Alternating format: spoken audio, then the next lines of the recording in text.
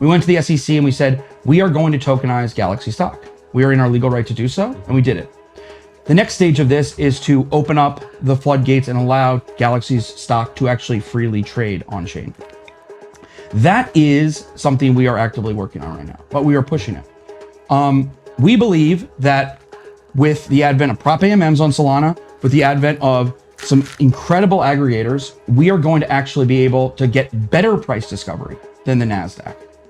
And there's something really important that your viewers should like really be thinking about when we talk about on-chain price discovery.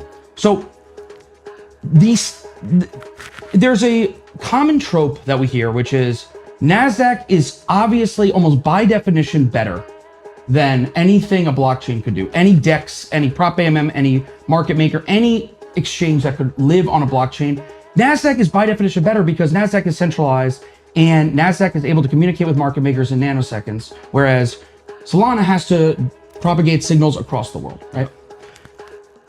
But NASDAQ actually today, it's interesting, is not really the home of price discovery anymore, is it?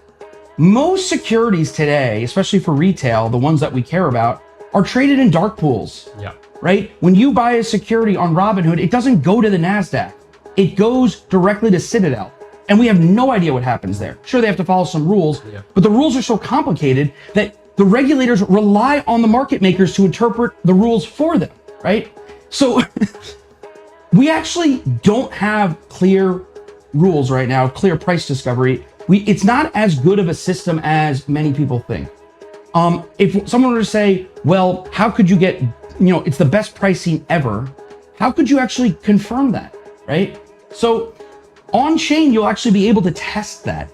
Once we start trading securities actively on chain, we'll be able to compare them to the centralized exchanges. You'll be able to compare them to NASDAQ, and we'll be able to really see. And I suspect we're going to surprise everyone.